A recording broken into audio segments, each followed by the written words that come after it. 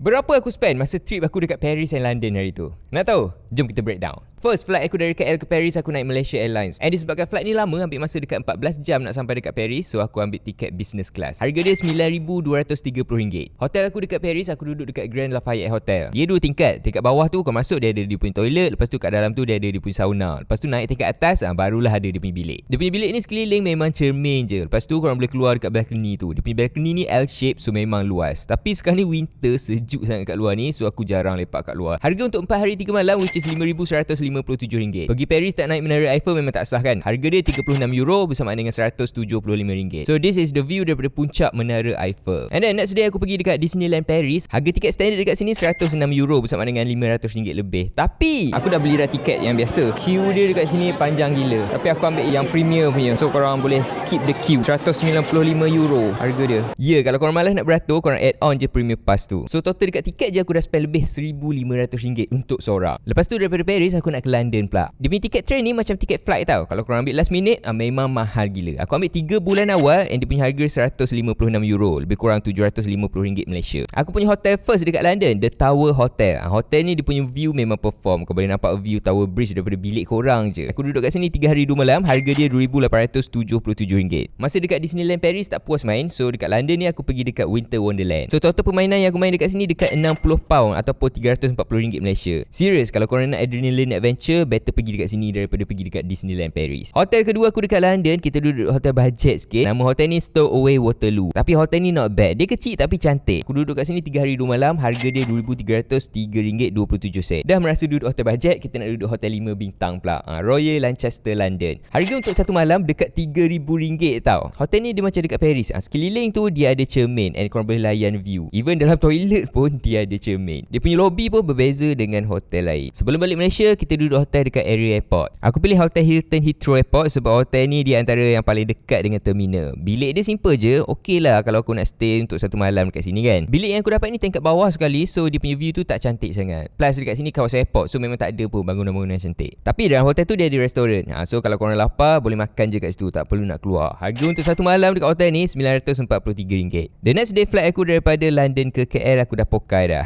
So kita naik ekonomi je. Kalau nak naik business, harga dia £4,000. So kalau korang convert dekat duit Malaysia, lebih RM22,000 Malaysia. Memang tak lah. So kita pilih ekonomi je untuk balik ke Malaysia. Harga tiket ekonomi ni dalam RM4,100, lebih kurang macam tu je. So total semua sekali lebih daripada RM30,000. Tu tak termasuk dengan makan, transportation, naik Uber, naik bus, naik cruise and everything. Tapi ni bukan budget punya trip tau. Ni aku punya trip, berapa yang aku spend. Sebab ramai yang tanya.